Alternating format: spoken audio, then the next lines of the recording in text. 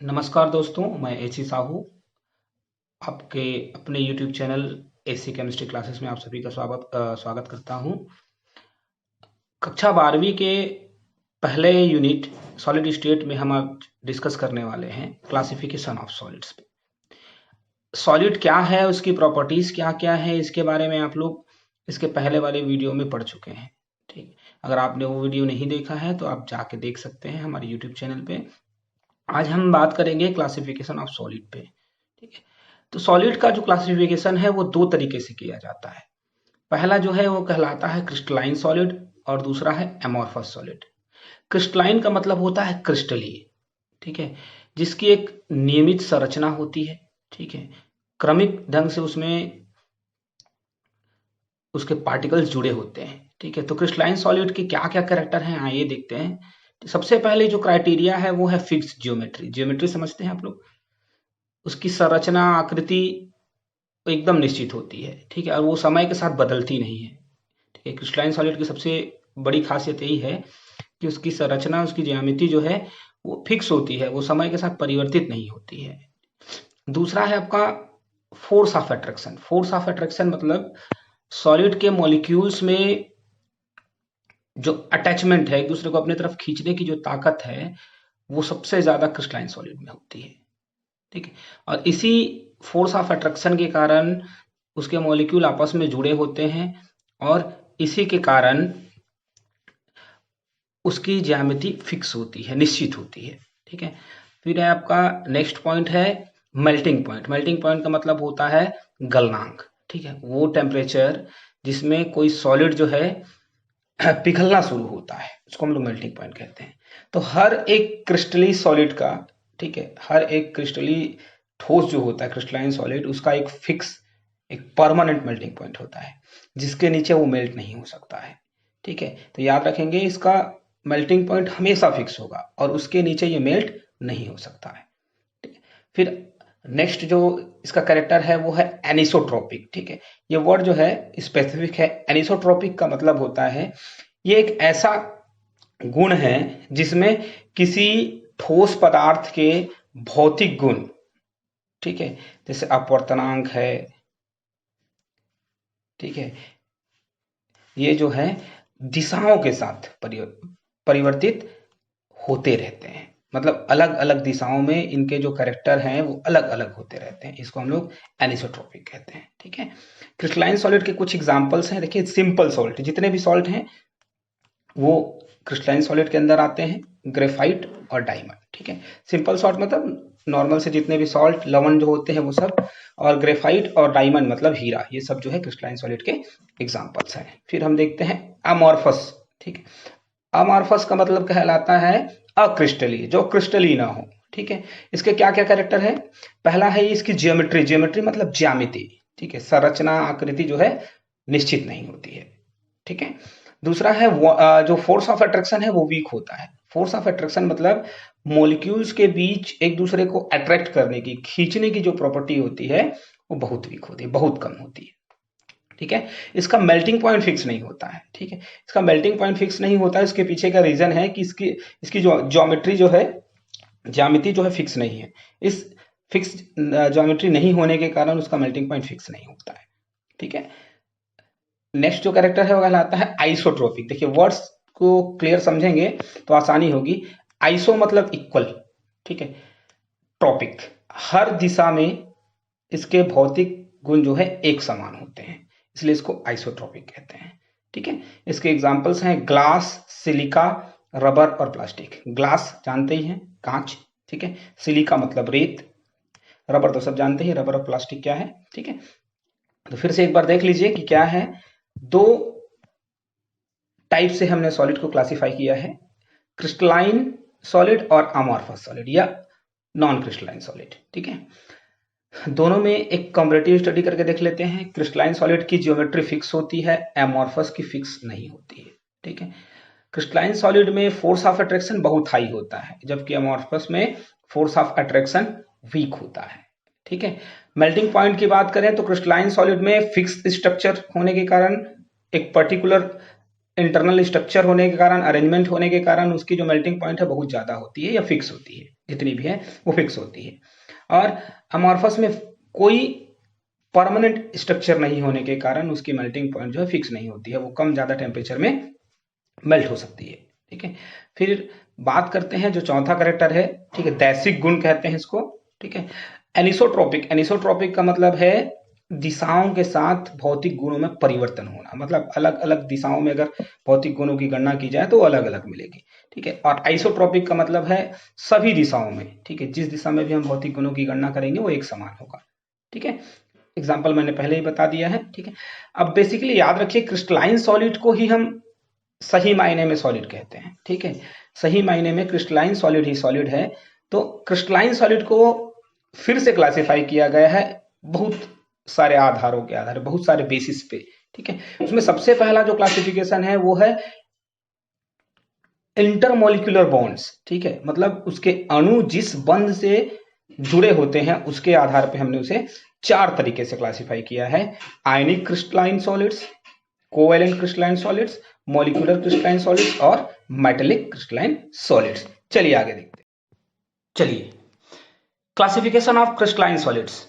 Crystalline solids को हमने classify किया है 4 अलग अलग प्रकार में। ठीक है, उसमें से सबसे पहला है आयनिक क्रिस्टल। याद रखिए साथियों, आयनिक बोलने से ही आपको समझ में आ जाना चाहिए कि ऐसे क्रिस्टलाइन सॉलिड जिसमें 2 आयंस के बीच में बॉन्ड बना हो, मतलब एक प्लस आयन और दूसरा माइनस आयन। ठीक है, दोनों के बीच में जब बॉन्ड बनेगा तो इस तरीके के बॉन्ड को हम लोग आयनिक बॉन्ड कहते हैं। ठीक है, तो पहला कैरेक्टर आयनिक क्रिस्टल का यह है कि इसमें पार्टिकल्स के बीच में जो बॉन्ड होता है वो आयनिक बॉन्ड होता है। ठीक है, सेकंड है high lattice energy. Lattice energy मतलब जालक ऊर्जा। क्रिस्टलाइन आयनिक क्रिस्टलाइन सॉलिड्स में जालक ऊर्जा बहुत अधिक होती है। ठीक है, जालक ऊर्जा क्या होती है आप सभी को पता होगा।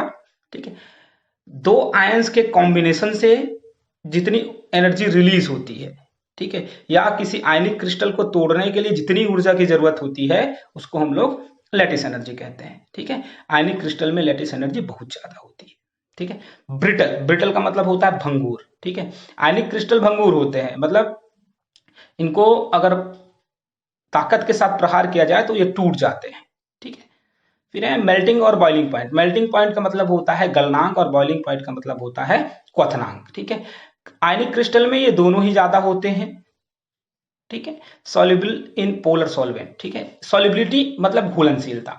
ठीक है, तो हम जानते हैं कि दुनिया में जितने भी मटेरियल हैं, ठीक है, उनका नेचर जो है क्या होगा कि अगर वो कंपाउंड पोलर है तो पोलर सॉल्वेंट में डिसॉल्व होगा, और अगर नॉन पोलर है तो नॉन पोलर सॉल्वेंट में डिसॉल्व होगा। ठीक है, तो ऐसे ही देखें हम आयनिक क्रिस्टल बोलने से क्या है, आयनिक मतलब आयन से बना हुआ है। ठीक है, और आयन मतलब पोलरिटी। ठीक है, तो ये पोलर होने के कारण, ठीक है, हमेशा पोलर सॉल्वेंट में ही सॉल्युबल है, मतलब घुलते हैं। ठीक है, पोलर मतलब ध्रुवी। ठीक है, जिस ऐसा सॉल्वेंट जिसमें 2 आयन हो, ठीक है, उसमें ये घुलेंगे।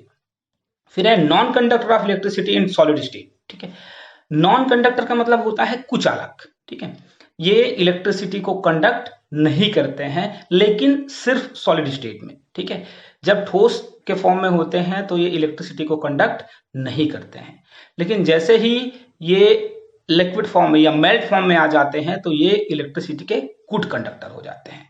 फॉर एग्जाम्पल देखिए NaCl और सोडियम नाइट्रेट।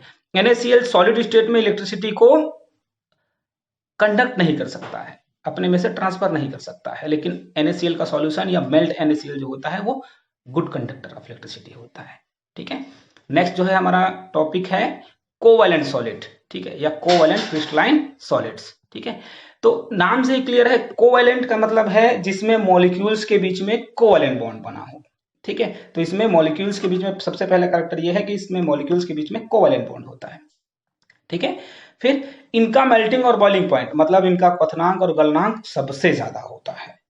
ठीक है, फिर है नॉन कंडक्टर ऑफ इलेक्ट्रिसिटी। जितने भी हमारे कोवैलेंट सॉलिड हैं वो नॉन कंडक्टर ऑफ इलेक्ट्रिसिटी होते हैं, मतलब विद्युत के कुचालक होते हैं।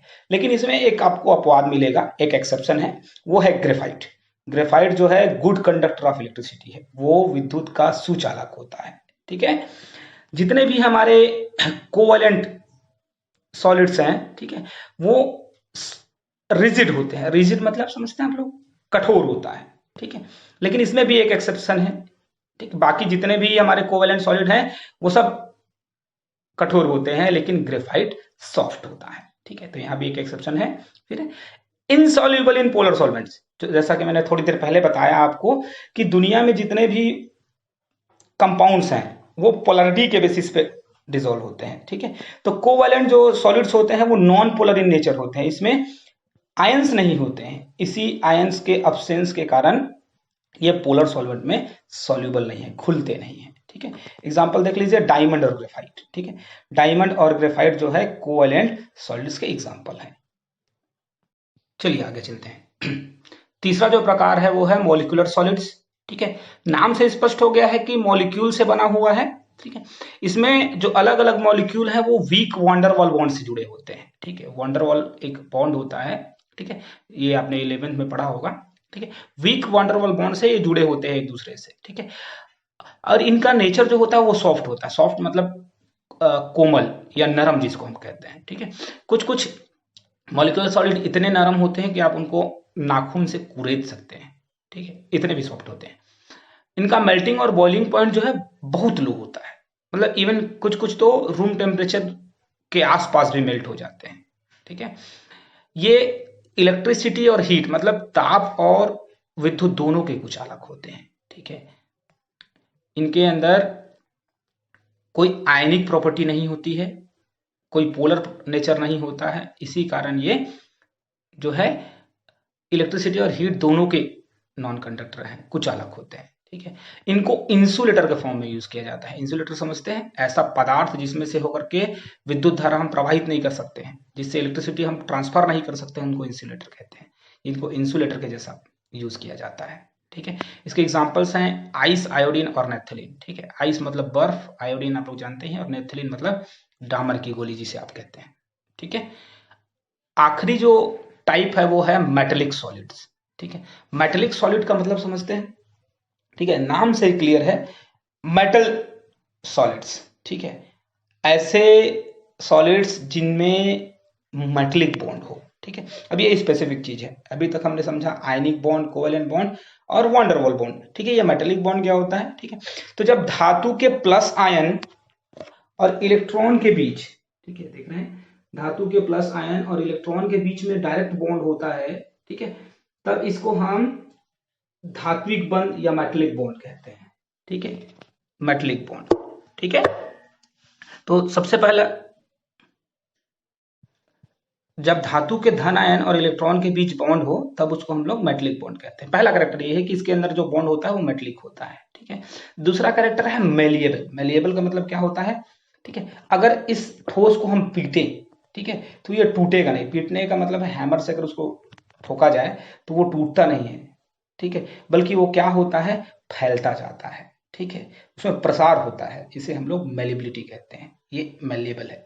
ठीक है, फिर नेक्स्ट कैरेक्टर जो है वो कहलाता है डक्टाइल। डक्टाइल मतलब तन्यता।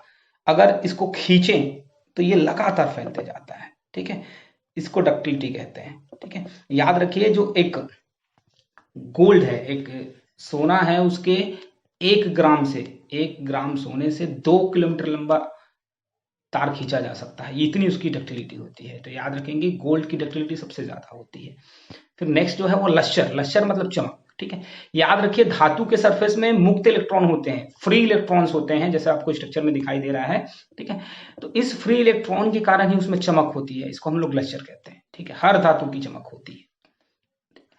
मेल्टिंग और बॉइलिंग पॉइंट जो है हाई होता है। ठीक है, मेटलिक बॉन्ड के कारण, इलेक्ट्रॉन और पॉजिटिव चार्ज के प्रेजेंस के कारण, ठीक है, इसकी जो मेल्टिंग बॉइलिंग पॉइंट है बहुत ज्यादा हाई हो जाती है। ठीक है, अब याद रखिए इसमें फ्री इलेक्ट्रॉन है। ठीक है, फ्री इलेक्ट्रॉन के प्रेजेंस के कारण ये इलेक्ट्रिसिटी का बहुत अच्छा कंडक्टर होता है।